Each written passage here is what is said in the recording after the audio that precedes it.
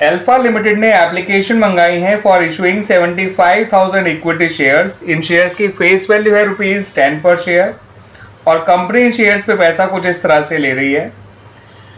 Application and allotment वो एक साथ ले रही है कंपनी और इस पे वो ले रही है ₹4 पर शेयर। फर्स्ट कॉल पे वो ले रही है ₹3 पर शेयर और सेकेंड एंड फाइनल कॉल पे वो लेगी बैलेंस अमाउंट जो कि निकल कर आएगा बच्चों ₹3 पर शेयर। 10 में से आप 7 माइनस करेंगे तो 3 ही आ जाएगा बच्चों। ठीक है बच्चों। अब कंपनी ने इशू तो किए हैं 75,000 शेयर्स, मगर पब्लिक ने अप्लाई किया है फॉर 1 लाख शेयर्स। अब कंपनी ने इन सभी लोगों को ये 75,000 शेयर्स प्रो राटा बेसिस पे अलॉट कर दिए, यानी कि हर 4 मांगने वालों को 3 शेयर्स दे दिए गए बाय द कंपनी। और ये भी कहा गया कि जो भी एक्सेस एप्लीकेशन मनी आया हुआ होगा उन शेयर्स पे उसको आगे फर्स्ट कॉल में ट्रांसफर कर दिया जाएगा, वो उनको रिफंड नहीं किया जाएगा। ठीक है बच्चों। फिर हमें आगे बताया कि विभा जिसको 750 शेयर्स अलॉट करे गए थे बाय द कंपनी, उसने फर्स्ट कॉल का पैसा नहीं दिया और उसका share immediately after first call forfeit हो गया। ठीक है बच्चों। उसके बाद कंपनी ने सेकेंड एंड फाइनल कॉल मांगी और सेकेंड एंड फाइनल कॉल का पैसा सभी शेयर होल्डर से मिल गया एक्सेप्ट फ्रॉम मोनिका, जिसने 1000 शेयर्स के लिए अप्लाई किया था। She applied for 1000 shares. ठीक है बच्चों। तो इसके अलॉटेड शेयर आप ढूंढ लीजिएगा बिकॉज ये तो वो शेयर्स हैं जिसके लिए मोनिका ने अप्लाई किया था। ठीक है।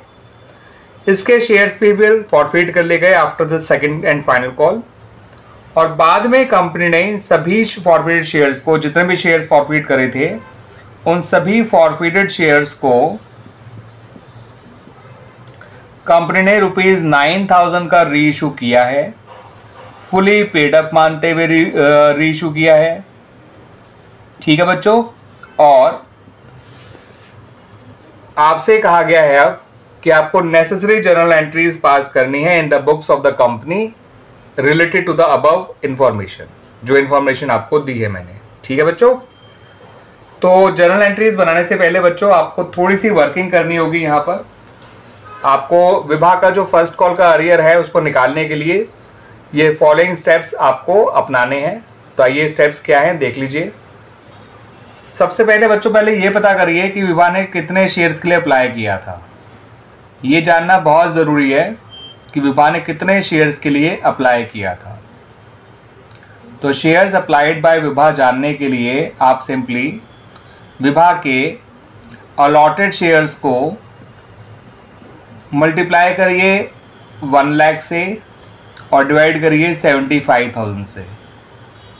ठीक है बच्चों। क्योंकि कंपनी ने जिन्होंने 1 लाख शेयर्स मांगे थे उनको 75,000 शेयर्स दिए हैं, तो जिसको 750 शेयर्स दिए हैं उसने कितने शेयर मांगे होंगे ये निकालने के लिए प्रोराटा कैटेगरी वालों के टोटल अप्लाइड शेयर ऊपर रखिए, टोटल अलॉटेड शेयर नीचे रखिए, इनटू शेयर अलॉटेड टू विभा कर दीजिए। इससे हमें विभा के अप्लाइड शेयर्स मिल जाएंगे। हमें मिल जाएगा कि उसने कितने शेयर्स के लिए अप्लाई किया था। अब पता करिए कि उसने कितना एक्स्ट्रा एप्लीकेशन मनी दिया था, क्योंकि अब उसने ज़्यादा शेयर मांगे थे और से मिले थे कम शेयर।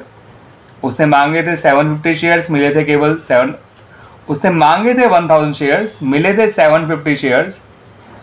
तो ₹4 पर शेयर के हिसाब से उसने 250 शेयर्स का एप्लीकेशन मनी एक्स्ट्रा दिया है, यानी उसने ₹1000 एक्स्ट्रा दिया हुआ है कंपनी को पहले से ही। ठीक है बच्चों। और ये पैसा उसे लौटाया नहीं गया, ये पैसा फर्स्ट कॉल में ट्रांसफर किया गया होगा।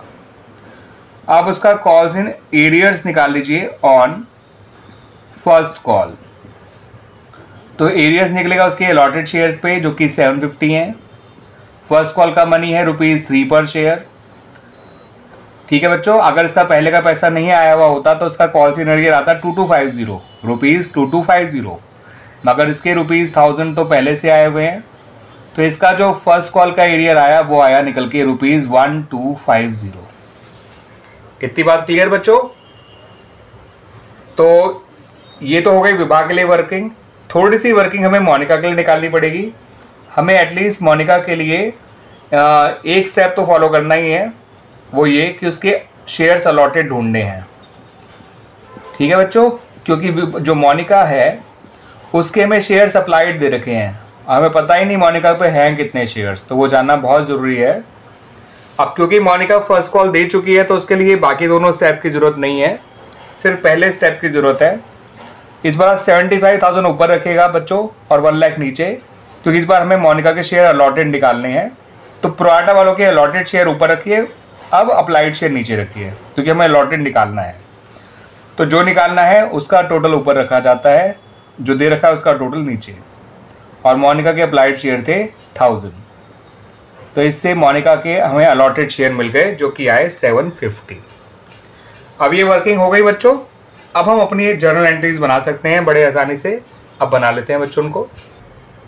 सबसे पहले जो एंट्री बनाई जाएगी वो एप्लीकेशन मनी रिसीव करने की बनाई जाएगी, और ये एंट्री कुछ ऐसे बनेगी, bank account debit to shares application and allotment account. आप लोग बच्चों उसका पूरा नाम लिखिएगा बच्चों। और पहली एंट्री जितनी एप्लीकेशंस आई हैं इनटू एप्लीकेशन मनी पर शेयर, एप्लीकेशन आई थी 1 लाख इंटू 4 कर दीजिए, ये हो जाएगा 4 लाख। अब अगली एंट्री समझिएगा बच्चों। अगली एंट्री में shares application and allotment account तो आपको डेबिट करना है, और शेयर कैपिटल अकाउंट को, और साथ के साथ कॉल्स इन एडवांस अकाउंट को। अब कॉल्स इन एडवांस क्यों? क्योंकि फर्स्ट कॉल का पैसा डायरेक्टली फर्स्ट कॉल में नहीं डालते, पहले आप इसे कॉल्स इन एडवांस में डाल दीजिए। जब फर्स्ट कॉल की रिसीविंग का टाइम आएगा तब इस एडवांस को हम डेबिट कर देंगे। और पैसा एक्स्ट्रा आया है हम जानते हैं, क्योंकि लोगों ने मांगे 1 लाख शेयर्स थे लेकिन उन्हें मिले तो केवल 75,000 शेयर्स थे, है ना बच्चों? तो यहाँ तो ₹4 लाख ही लिखिए। यहाँ पर आ जाएगा 75,000 इंटू 4, क्योंकि कंपनी ने केवल 75,000 शेयर ही इशू किए थे लोगों को, उसने अलॉट भी 75,000 शेयर्स ही किए हैं। और जो पैसा बचा हुआ है उनका एक्स्ट्रा, जो उसकी 25,000 एप्लीकेशन एक्स्ट्रा थी, इंटू 4 करेंगे तो ये 1 लाख आ जाएगा। ठीक है बच्चों, ये 2 एंट्रीज समझ में आ गई आप लोगों को। आइए अब आगे की एंट्रीज बनाते हैं। अब हम अपनी अगली एंट्री बनाएंगे शेयर फर्स्ट कॉल की। तो अगली एंट्री कुछ ऐसे ही बनेगी बच्चों, share first call account debit, आप लोग पूरा बड़ा नाम लिखिएगा बच्चों। एंड इवन आप इक्विटी वर्ड भी यूज करिएगा, equity share first call account debit, ठीक है। टू शेयर कैपिटल, आप लिखेंगे इक्विटी शेयर कैपिटल। 75,000 शेयर से ₹3 की फर्स्ट कॉल है, तो ये हो जाएगा 2,25,000।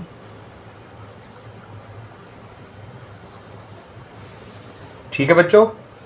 फिर इसकी रिसीविंग के वक्त आपको 2 बातों का ध्यान रखना है। जो एडवांस आया हुआ था वो फर्स्ट कॉल में ही एडजस्ट हुआ होगा, तो bank account debit, calls in advance account debit.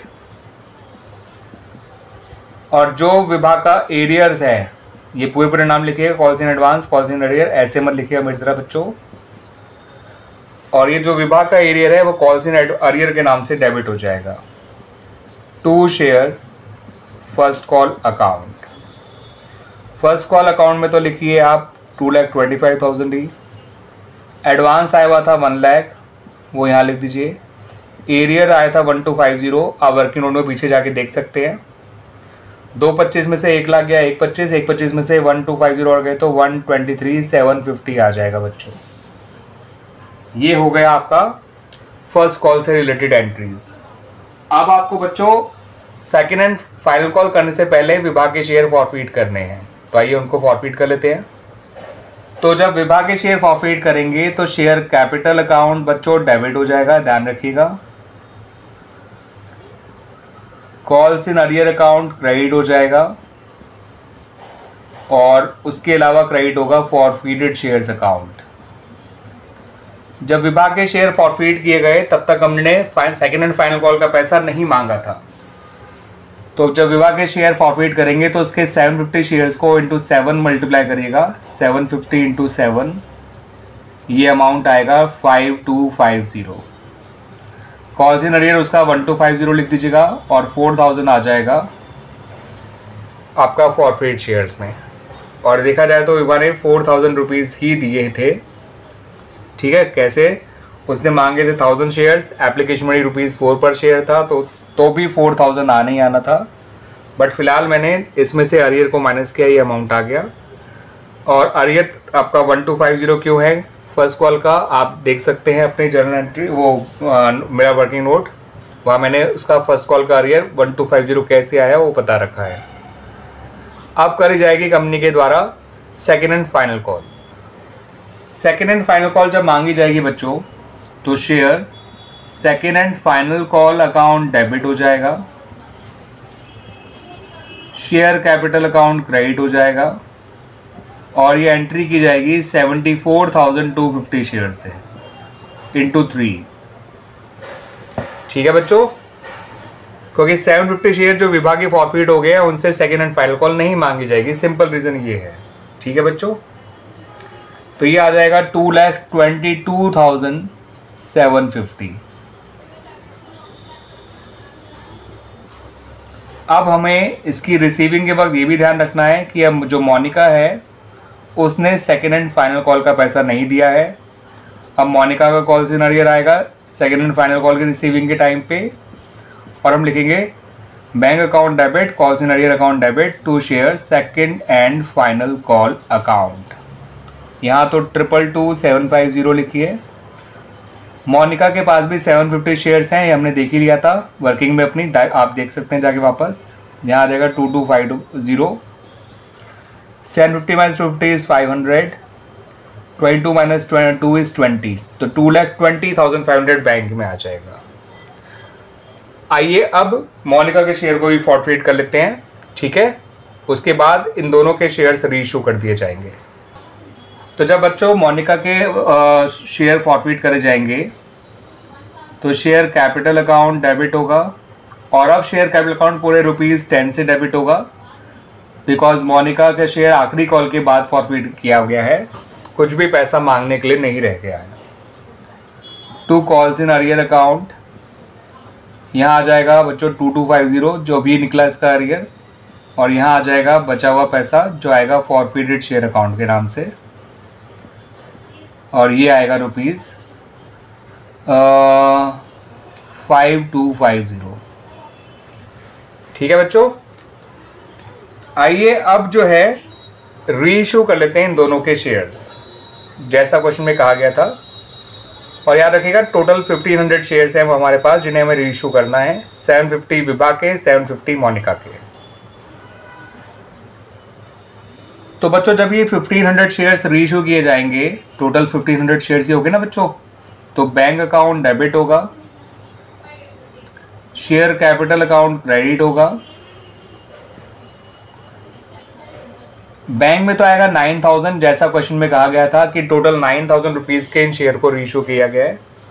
और शेयर कैपिटल में आएगा इनका पेड अप वैल्यू, इन शेयर को फुली पेड मान के रीइशू किया है, तो 1500 इंटू 10, याद रखना बच्चों फुली पेड का मतलब फेस वैल्यू होता है, और अगर शेयर को फुली पेड मान के रीइशू किया गया है इसका मतलब शेयर की फेस वैल्यू से हमें शेयर कैपिटल अकाउंट को क्रेडिट करना है। अब जितना डिस्काउंट दिया उसके लिए आपको फॉरफिट शेयर अकाउंट को डेबिट करना पड़ेगा, क्योंकि जो भी discount on reissue of forfeit share होता है वो फॉरफिट शेयर अकाउंट से ही कवर किया जाता है। और ये डिस्काउंट है ₹6,000, 15,000 माइनस 9,000 इज ₹6,000। अब इन शेयर्स पे गेन कितना हुआ और गेन की एंट्री क्या है वो समझ लेते हैं बच्चों। आप पीछे जाके देख सकते हैं, विभा का फॉरफिट अमाउंट ₹4,000 था, उसके फॉरफिटर जब उसके शेयर फॉरफिट करे थे ना बच्चों, तो आप देख लीजिएगा फॉरफिट शेयर अकाउंट में इतना ही अमाउंट क्रेडिट किया गया था। और मोनिका का फॉरफिट अमाउंट था 5250, जब उसके शेयर फॉरफिट किए थे तो देख लीजिएगा फॉरफिट शेयर अकाउंट इतने ही अमाउंट से क्रेडिट हुआ होगा। तो जो शेयर रीइशू करे गए उनका टोटल फॉरफिट अमाउंट है ₹9250, और इनके रीइशू पे डिस्काउंट दिया गया है ₹3000। तो इन पे डिस्काउंट देने के बावजूद भी कंपनी को फ़ायदा हो रहा है इन शेयर्स पे, क्योंकि कंपनी मैक्सिमम डिस्काउंट जो इन शेयर पे दे सकती थी वो इनके फॉरफिटेड अमाउंट के बराबर था, जो कि था ₹9250, मगर कंपनी ने डिस्काउंट केवल 6000 दिया है, तो कंपनी को ₹3250 का गेन हो गया।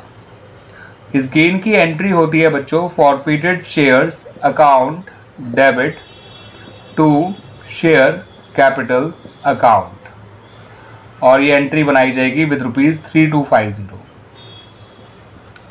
ठीक है बच्चों, और इस तरह से हमारी ये सारी एंट्रीज कंप्लीट हो गई related to this particular question.